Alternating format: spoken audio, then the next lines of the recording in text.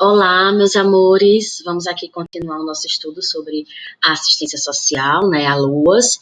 E aí, agora, nesse nosso segundo bloco, a gente vai tratar das demais benesses que são apresentadas na Lei Orgânica de Assistência Social, certo? No primeiro bloco, nós abordamos o BPC, e agora, nesse segundo bloco, a gente vai fazer um trabalho considerando os benefícios, né, outros e serviços e programas que também vão estar previstos dentro da LOAS, tá? Primeiro ponto que eu queria colocar para vocês é aquilo que nós conhecemos como benefícios eventuais, certo? Esses benefícios eventuais é aquilo que nós podemos chamar de provisões suplementares ou provisórias. Eles vão estar previstos com fundamento naquelas garantias, objetivos e diretrizes do Sistema Único de Assistência Social. Vão ser prestados para os cidadãos e as famílias em virtude de situações como nascimento, morte, situação de vulnerabilidade temporária e calamidade pública. O que a gente pode trazer como grande exemplo para aplicar, né, nessa temática é exatamente esse auxílio emergencial em razão da pandemia causada pelo Covid, tá? Então, esse auxílio emergencial, ele é sim uma espécie de benefício eventual, certo?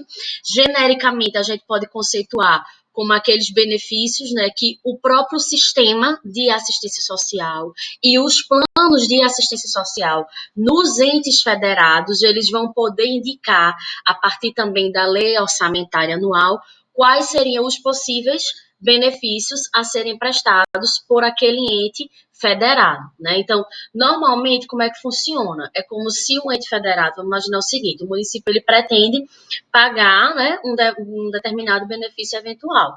Então, ele vai fazer a inserção desse benefício dentro do programa, certo?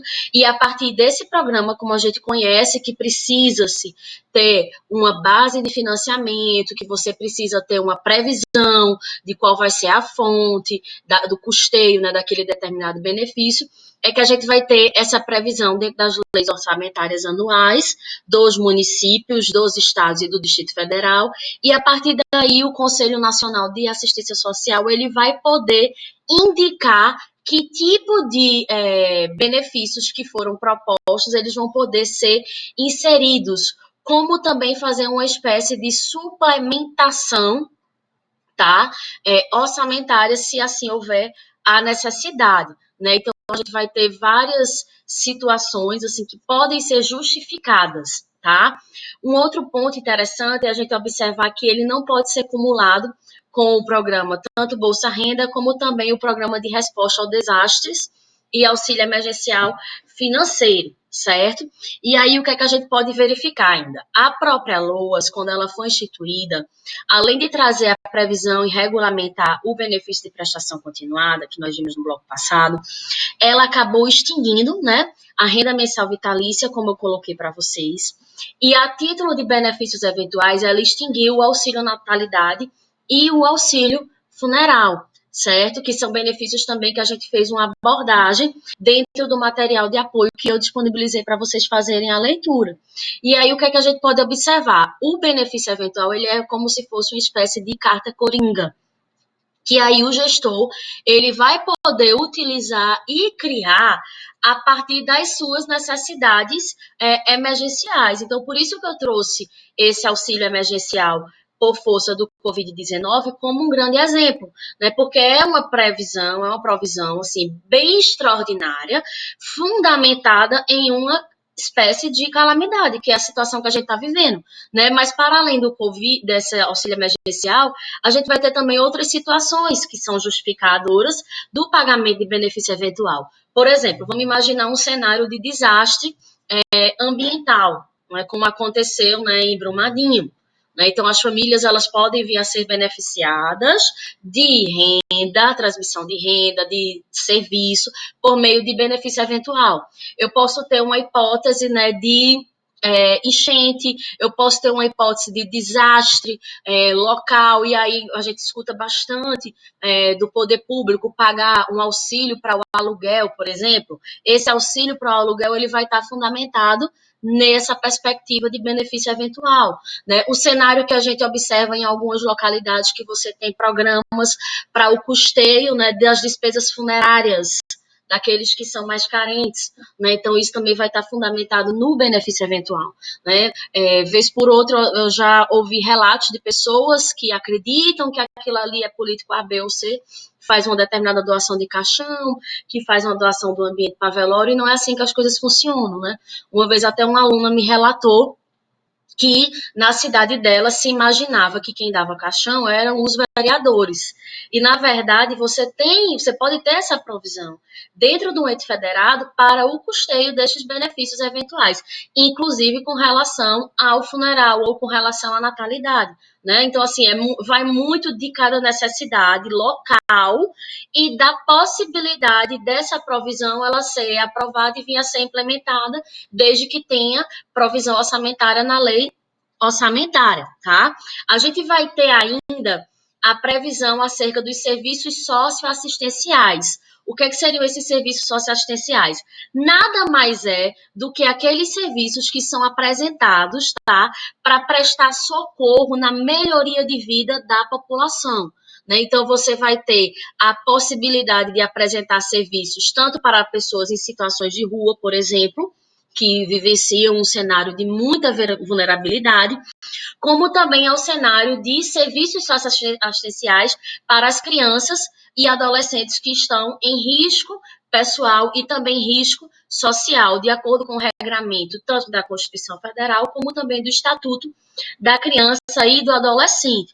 Né? Então, a gente tem essa possibilidade de previsão desses serviços socioassistenciais para atividades continuadas para crianças, adolescentes, pessoas em situação de rua, idosos, todos aqueles que sejam mais vulneráveis. Né? Então, a LOAS ela traz essa provisão aqui, essa possibilidade. A gente vai ter ainda dentro da LOAS o regramento sobre os programas de assistência social. Esses programas de assistência social nada mais são do que ações integradas que se complementam em diversas áreas para ou melhorar já a efetividade dos benefícios e serviços que são fornecidos pelo próprio sistema de assistência social, como também para se alcançar outros tipos, né, de provisões. Seja, por exemplo, uma melhor inserção no mercado de trabalho, seja um curso profissionalizante que o poder público, por vezes, ele oferece, seja um curso do aspecto, né, social para melhorar a condição e a qualidade de vida, né, daquele indivíduo. Então, posso tirar como exemplo, né, que a gente tem já previsto, já fundamentado, né? O Serviço de Proteção e Atendimento Integral à Família, que é o PAIF, né? Esses aqui eles vão estar ligados à atividade dentro dos centros, né, de referência, né, que são os CRAS, né, que a gente comentou isso já na nossa aula presencial. Né? Então, os CRAs que vão cuidar desse papel e dessa família que pode vivenciar uma circunstância de vulnerabilidade social, né, tentando evitar o rompimento maior de vínculos, né, e de violências que eventualmente aqueles indivíduos venham a ser expostos, tá? Então, a gente tem ainda o programa de atendimento especializado para famílias e indivíduos. Nesse caso aqui, esse programa ele vai ser uma espécie de apoio e orientação para as famílias de indivíduos em situação de ameaça ou violação de direitos. Né? Então, tipo, a gente pode ter um cenário, por exemplo, que a rede de proteção de violência doméstica ela vai estar ligada a esse programa de proteção e atendimento especializado a famílias e indivíduos, né? Então, tipo, uma casa-abrigo, ela pode estar vinculada a esse tipo de programa, né? Então, aqui vai ser uma espécie de facilitador na articulação dos serviços e todas as outras políticas públicas que o Estado, ele forneça para garantir e preservar, efetivando os nossos direitos, tá? A gente vai ter ainda como exemplo o PET, que é o Programa de Erradicação do Trabalho Infantil. Esse aqui, ele vai ter um caráter que a literatura ela vai chamar de caráter intersetorial, porque ele faz parte da própria Política Nacional de Assistência Social. Né? Então, você pode ter dentro do PET a transferência de renda, né? Então, aqui dentro do PET, o que, é que a gente pode observar?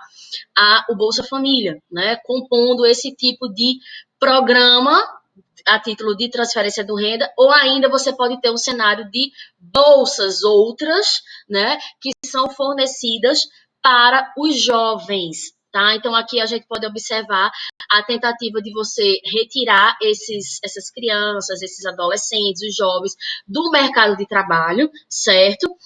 Aqueles que estão em idade inferior de 16 anos, ou aqueles que estão em idade inferior a 14 anos, né? Porque a partir de 14 anos eles vão poder laborar na condição de aprendizes, né? Então, toda essa rede de proteção para se erradicar o trabalho infantil, ela pode vir a estar fundamentada, né, e pautada e articulada dentro desse programa que é o PET, tá?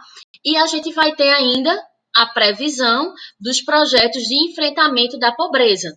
Nesse caso aqui, você vai ter várias, como é que eu posso colocar, vários investimentos, ações, tanto no âmbito econômico como no âmbito social, para que você auxilie uma efetivação desse enfrentamento à pobreza, inclusive com muito apoio da sociedade civil, né? Então, é como se você tivesse mecanismos de articulação para que vários setores da sociedade, em diversas áreas, eles participem, né, numa espécie de sistema de cooperação para enfrentar, né, essa grande mazela, né? Então, a gente tem, por exemplo, o Programa de Saúde da Família, que é do SUS, mas também ele compõe enfrentamento à pobreza, o Programa Nacional de Reforma Agrária, Programa de Combate à Fome, Programa de Desnutrição Infantil e vários outros programas, inclusive a título de melhoria na capacidade técnica, da capacidade produtiva do indivíduo, que vão compor essa rede de assistência social, né? Então, basicamente, essas são as características assim genéricas sobre a LOAS, tá? Então, a gente tratou do BPC no nosso primeiro bloco e nós tratamos das demais benesses que são previstas, né, na LOAS. Estou fornecendo para vocês um guia oficial, né, que vai indicar quais são os possíveis benefícios e serviços e como é que os entes federados eles vão compor esse cenário dentro dos seus programas, né? E aí, por fim, eu queria deixar para vocês uma mensagem que é bem importante para a gente tratar sobre assistência social, né? E eu coloco isso bastante em sala de aula, para a gente não se equivocar jamais, né? Assistência social não é assistencialismo. Assistência social não é concessão. Assistência social não é caridade, não é dar, certo? Assistência social, na nossa ótica constitucional, no nosso modelo de Estado, que é o Estado do bem-estar social. A assistência social, ela é direito. Então, quando a gente fala de auxílio emergencial, né?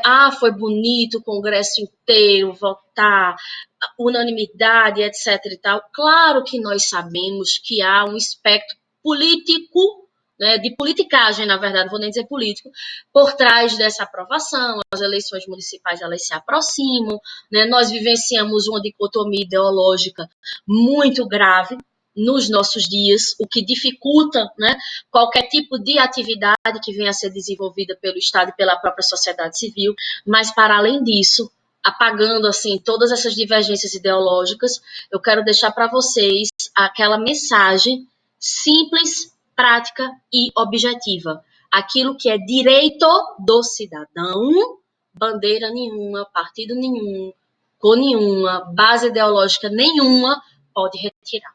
Tá? Enquanto a gente tiver sobre a vigência da Constituição de 88, o direito é direito e a gente não discute, né? A gente garante o seu exercício, certo? Espero que tenha sido clara e aguardo vocês para o nosso próximo encontro, tá? Um abraço a todos, estou com muita saudade de vocês.